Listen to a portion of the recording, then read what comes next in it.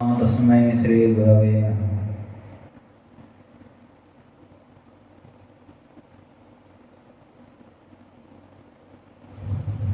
इस सभा में विराजमान सभाध्यक्ष स्वामी चरण को प्रणाम करते हुए एवं पूज्य गुरु जी को प्रणाम करके अन्य सभी ये विद्वान यहाँ पर उपस्थित हैं, सभी को नमस्कार करके जैसे भी मेरा वक्तव्य का अवसर नहीं था तो गुरु जी ने कहा है कुछ कहने के लिए। धर्म सम्राट स्वामी करपात्री जी के बारे में हम लोगों ने केवल ग्रंथों में, वीडियो में और कथाओं के माध्यम से सुना है। धर्म सम्राट जी के बारे में जो सबसे पहले मुझे आकर्षण हुआ वो, मैं मध्यमा कक्षा में था, एक स्वामी जी हैं, तो उन्होंने बताया कि वो जब काशी में पढ़ने के लिए आए तो उन्हें पता लगा कि एक स्वामी जी हैं और स्वामी जी थे और उनका नाम था धर्म सम्राट स्वामी करपात्री जी। तो जब हम किसी के बारे में सुनते हैं यदि उसका नाम ही थोड़ा विलक्षण हो तो और रुचि बढ़ जाती है, क्योंकि ऐसा नाम प्राय होता नहीं है। तो स्वामी जी ने ये नाम सुन के इनके बारे में और जानना चाहा।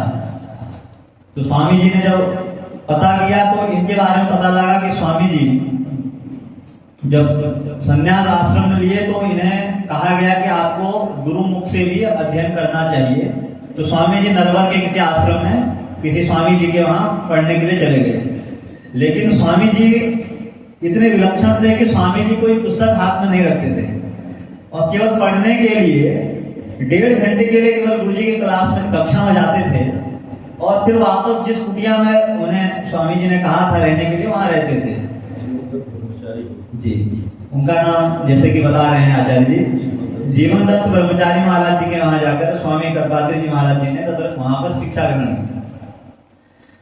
तो उस माध्यम से पहली बार मैंने स्वामी जी का नाम स्मरण मेरे अंतःकरण में हुआ और उनका एक चित्र आया।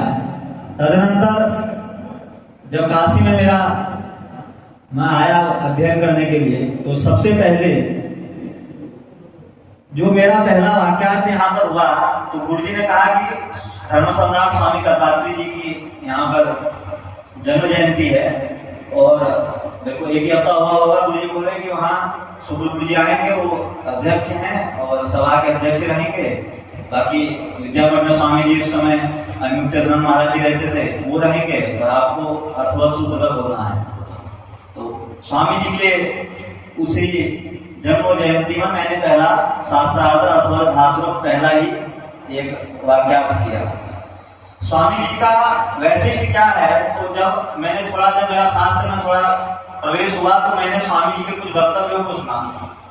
तो एक जो वक्तव्य है मुझे भी जो झटित ही ध्यान में आता है तो वो वक्तव्य है कि गोपी गीत में कहीं पर एक शब्द आता है शुल्क दासिका।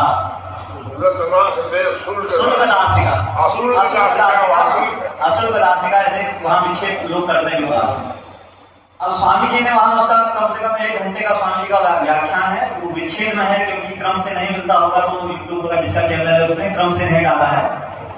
गोपी गीत में ही क्रम से नहीं होकर विधान प्रत्यय वहां पर होता है। अब स्वामी जी वहां पर कर्म प्रत्यय किस अर्थ में होगा ये विचार स्वामी जी ने वहां पर किया, क्योंकि जब हो सकता है स्वामी जी जब कथा करते हैं तो काशी में बहुत विद्वान आते थे, तो हो सकता है कि शायद उस समय अधिक विद्वान वहां रहे होंगे। तो स्वामी जी ने विचार किया कि कर्म प्रत्यय माना जाए तो किस अर्थ में माना जाए। स्वार्थिक कर्म माना जाए कि दास है वो दासिका, ये जो दासी है वो दासिका, जो दासी ही है वो दासिका, अथवा किसी अन्य अर्थ में भी कर्म प्रत्यय हो सकता है। तो स्वामी जी वहां कहते हैं कि यहाँ स्वार्थिक कर्म प्रत्यय नहीं है, अभी तो यहाँ अनुकंपायाम कर्म सूत्र ही है, अनुकंपायाम थी।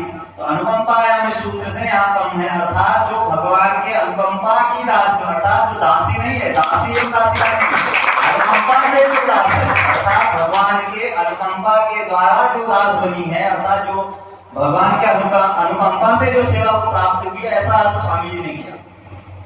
एवं बहुत से स्मरण स्वामी जी के हैं और अंतिम में मैं व्याकरण का विद्यार्थी हूँ, इसलिए अगर जन्म जयंती के दिन अगर शास्त्र पुष्पांजलि नहीं बोलूंगा तो ये अधूरी बात होगी। तो स्वार्थी की बात आई है तो स्वार्थी कर्म के विषय में ही कुछ वाक्य द्वय से ही मैं बात पुष्पांजलि स्वामी जी के चरणों में अर्पित कर रहा हूं। ज्ञान प्रातिपदिका इति सूत्रे श्रीमद्भट्टोजी दीक्षितेन प्रातिपदिकग्रहणे लिङ्गविशिष्टस्यापि ग्रहणम् इति परिभाषयैव तत्र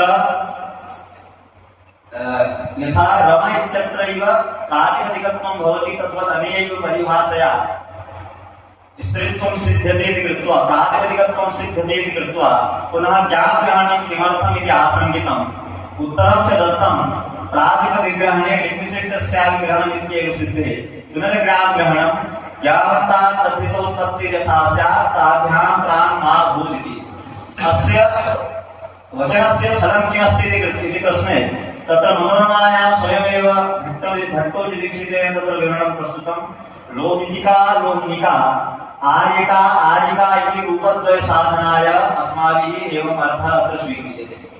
इदानीं विचारणीयमस्ति वस्तुतः अर्थद्वय साधनाय नास्ति, अर्थद्वय साधनाय नास्ति, प्रयोगद्वय साधनाय नास्ति, प्रयोगद्वय समर्थनाय, प्रयोगद्वयस्यापि साधुत्व समर्थनाय, प्रयोगद्वय साधुत्व समर्थनाय एवं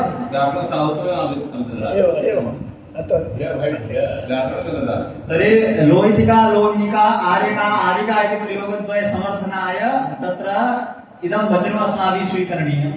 यदि नाङ्गीक्रियते चेत् आर्यका आर्यिका इत्यत्र आर्यिका इत्येव रूपं स्यात्, आर्यिका इति रूपं न भवेत्। कथमिति चेत् अत्र आर्यशब्दात् यतोहि इदानीम् अस्माभिः प्रातिपदिकग्रहणे निर्विशिष्टस्यापि ग्रहणमिति परिभाषा एव ज्ञाप्रातिपदिका इति वचनेन यत् आगतमस्ति वचनं ज्ञापन्तात् तद्धितोत्पत्तिर्यथा स्यात् ज्ञाभ्यां प्राङ् मा भूत् इति इदानीं नाङ्गीक्रियते।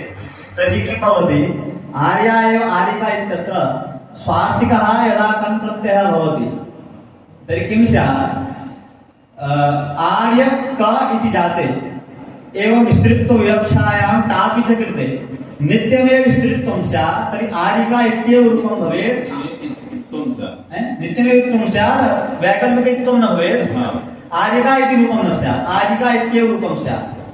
एवं लोहितिका लोहिनिका इति रूपद्वयं साधनीयं वर्तते।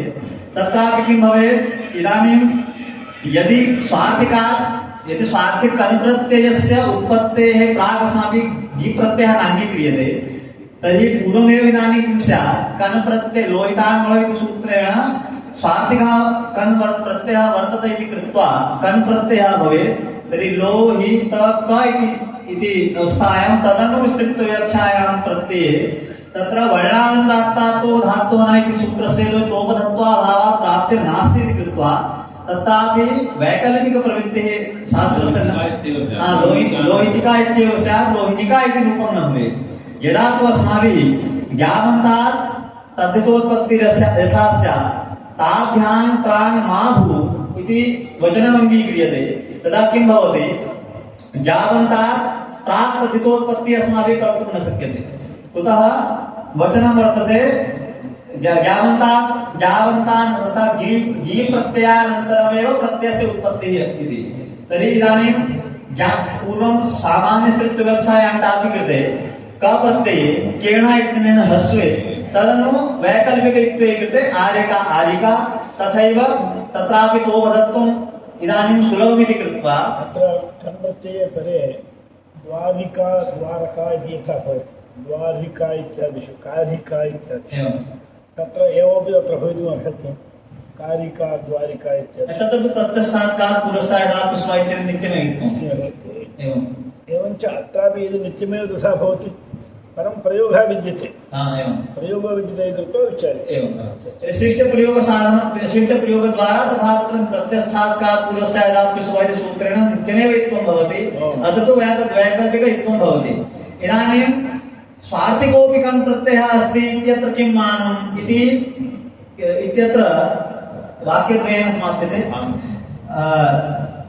तत्र न सामीकृतम् इति एकं सूत्रमस्ति।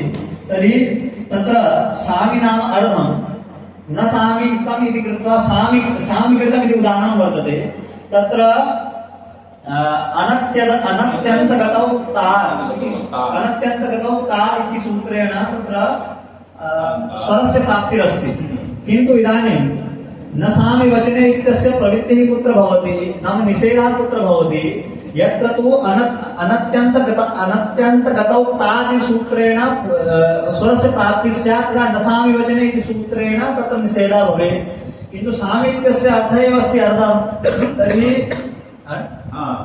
तर्हि इदानीम् अनत्यन्तगतौक्तादिसूत्रेण एव उक्ततया पुनः नाम उक्तार्थानां प्रयोगः इति कृत्वैव पुनः प्रत्ययस्य प्राप्तिरेव नास्ति पुनः महर्षिणा पाणिनिना न सामि वचने इति किमर्थं तत्र लिखितं तेनैव शास्त्रारम्भ सामर्थ्यात् अस्माभिः ज्ञायते कन् प्रत्ययोऽपि क्वचित् भवति अतः स्वार्थिकः कन् प्रत्ययोऽपि क्वचित् भवति अत्यन्त स्वार्थिको भवति एवं तत्र ये उद्योतकाराः तेषां तत्र तात्पर्यमस्ति यत् स्वार्थ द्रव्यलिंग संख्या प्रयुक्त कार्याणां क्रमिकत्व नियमः यदा वर्तते तदा अस्य नियमस्य कश्चन विशेषः तत्र फलविशेषः न दृश्यते किन्तु लौकिकानां यदा गौरी रमा इति पदस्य यदा श्रवणं भवति तदा स्त्रीत्वस्य व्यक्तेः संख्यायाः इति अवबोधः नास्ति